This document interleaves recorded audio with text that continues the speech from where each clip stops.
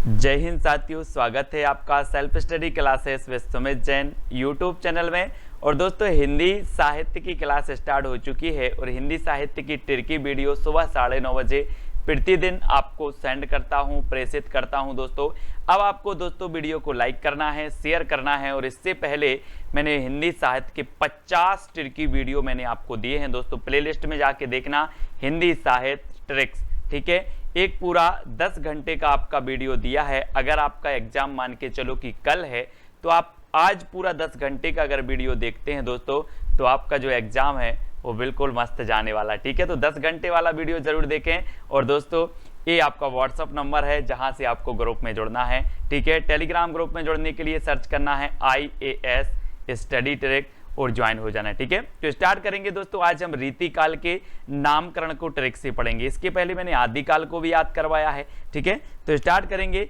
आज का ये वीडियो, ठीक है।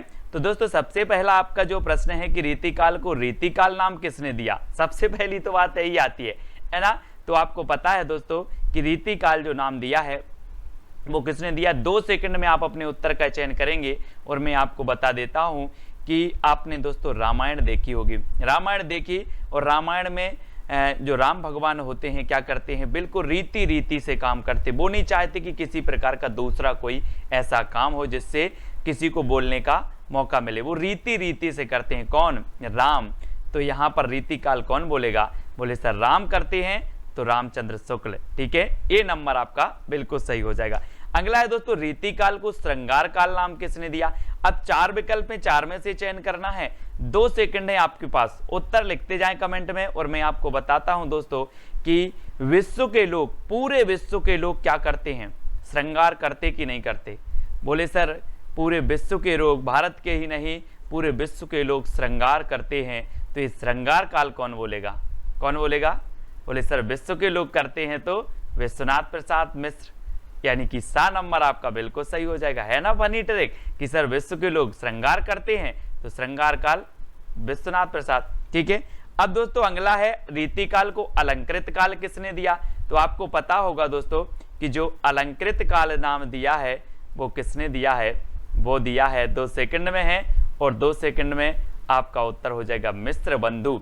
दोस्तों आपको पता है अलंकार, हम बोलते हैं ना, काव्य की शोभा बढ़ाने वाले तत्वों को अलंकार कहते हैं, है ना, शोभा बढ़ाने वाले। वैसे ही व्यक्ति जब विभिन्न प्रकार के क्या करता है, श्रृंगार करता है ना, और जब उनका पूरा मिश्र हो जाता है, मिश्र, तो हम उसे क्या कहेंगे, बोले सर अलंकार किया है पूरा, है ना, शोभा बढ़ा रहे हैं अलंकार।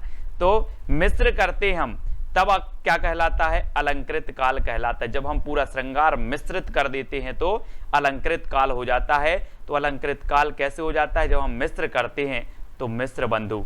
मिश्र बंधु ने बोला अलंकृत काल, ठीक है। इसको याद रख लेना है।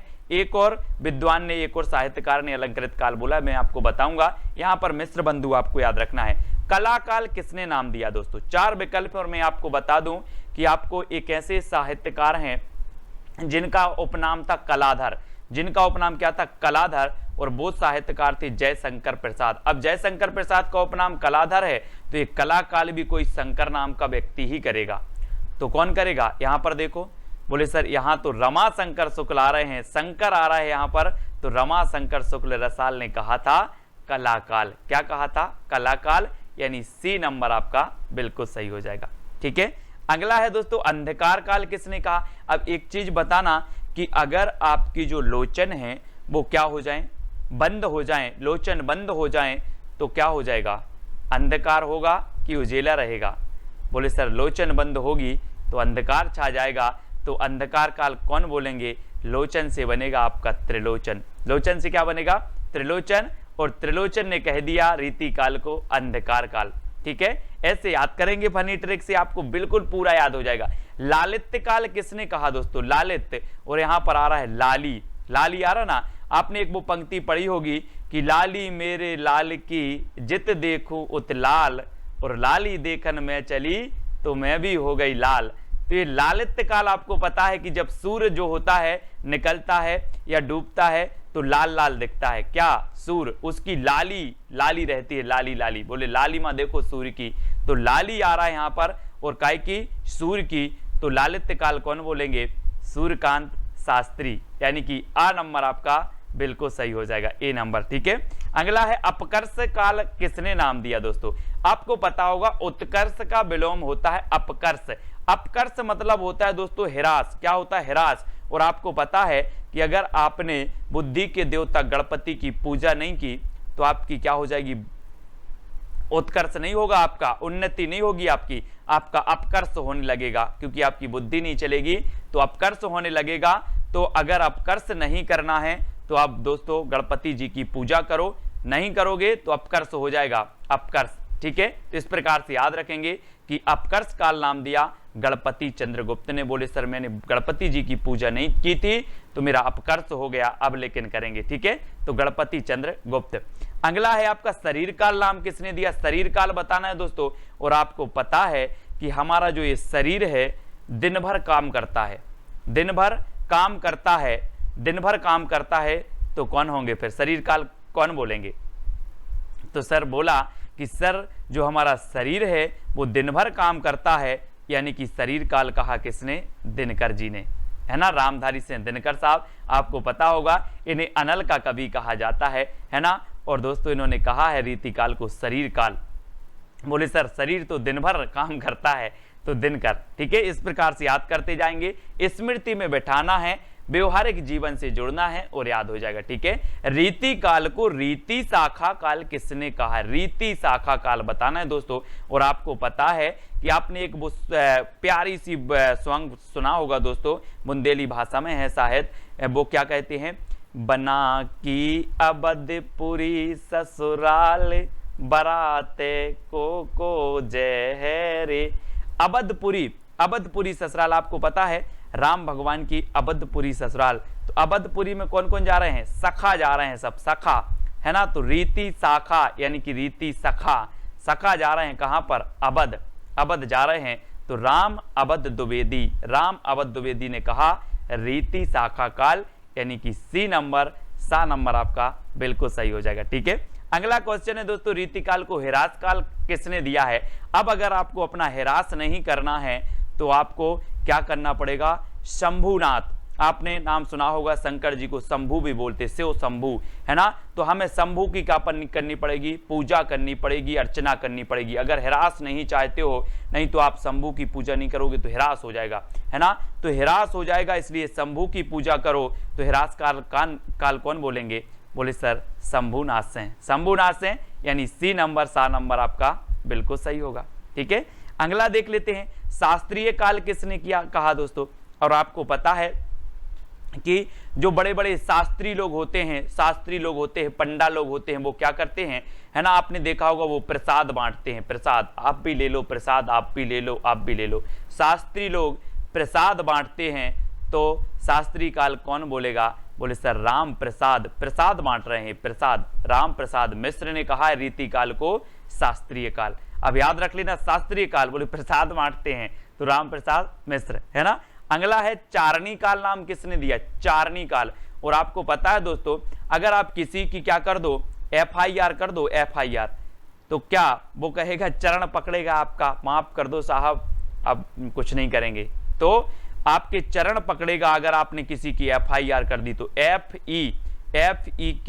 FE का ही साहब ने क्या कहा है? चारणी काल कहा है इन्होंने, है ना। चरण पकड़ेगा, FIR कर दी तो, करना मत लेकिन, है ना। डी नंबर आपका बिल्कुल सही हो जाएगा, डी नंबर। ठीक है, अगला है रीति काल को संवर्धन काल किसने कहा है? दोस्तों 4 विकल्प हैं, 4 में से चयन करना है और यहां पर आपका सही उत्तर क्या होगा, है ना। बोले संवर्धन काल की बात हो रही है, यानी कि समृद्ध, हाँ सर, समृद्ध रूप से खेले हैं कौन? राम। राम बोले सर समृद्ध रूप से खेले हैं, है ना। बन गए तो राक्षसों के साथ खेले, लंका गए तो रावण के साथ खेले, है ना। समृद्ध रूप से खेले हैं कौन? राम। खेला वन पांडे, वन पांडे, वन में गए तो राक्षसों के साथ खेले, है ना। लंका गए तो रावण के साथ खेले और युद्ध खेल रहे थे, है ना। तो राम खेला वन पांडे ने संवर्धन काल कहा, तो समृद्ध रूप से खेले हैं ये कौन? राम खेलावन पांडे। ठीक है, तो 7 नंबर इन्होंने संवर्धन काल कहा है दोस्तों रीति काल को, ऐसे याद कर लेंगे। अगला है काव्य विलास युग नाम किसने दिया? काव्य विलास युग। और दोस्तों आपको पता है ना, ये सत्य बात है कि रीतिकाल काव्य का विलास युग था, जिसको जो मने लगा श्रृंगार काल में रचनाएं की, है ना। तो काव्य का विलास युग था, ये सत्य है कि असत्य? बोले सर बिल्कुल सत्य है, रीतिकाल काव्य के विलास का युग था, सत्य है।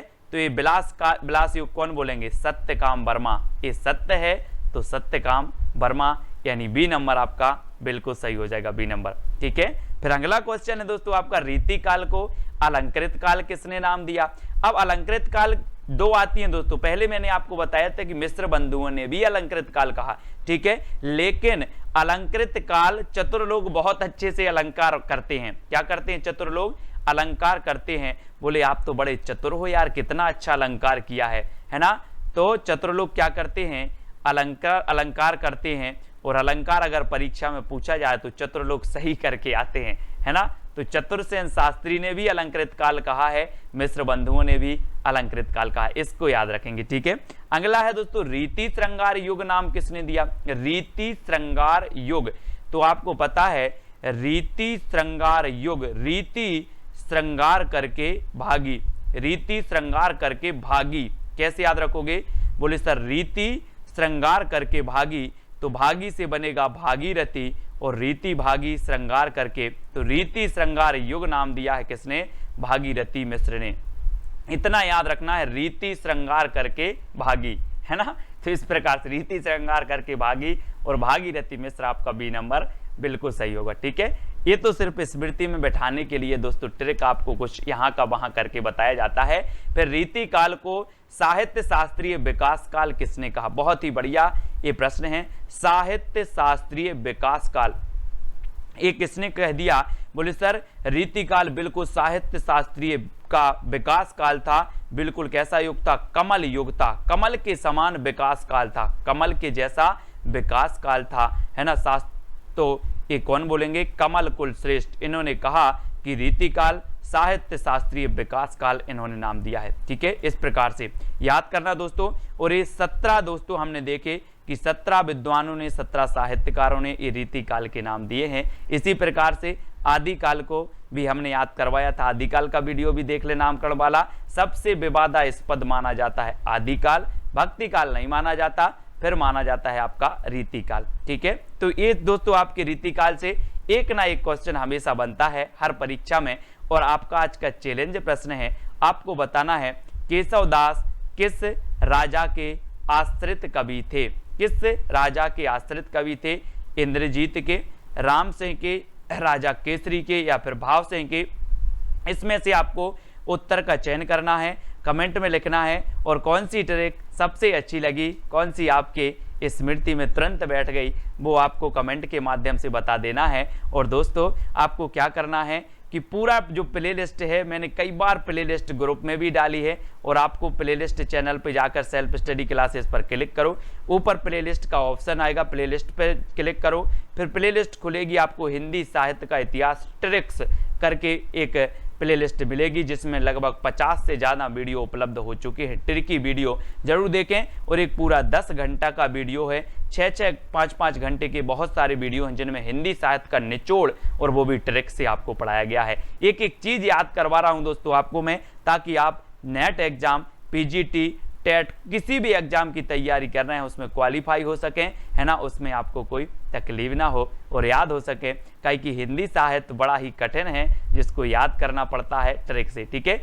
तो कौन सी ट्रिक अच्छी लगी कमेंट के माध्यम से बताएं। और ये IAS study trick YouTube channel है, सर्च करेंगे तो आपको मिल जाएगा। टेलीग्राम अपना ग्रुप है, इसमें जुड़ जाना। और मेरा नंबर है 9098609291, इस नंबर से आप व्हाट्सएप में दोस्तों ग्रुप में जुड़ सकते हैं। ठीक है, तो वीडियो को लाइक करें, शेयर करें, और आज के वीडियो के लिए बस इतना ही।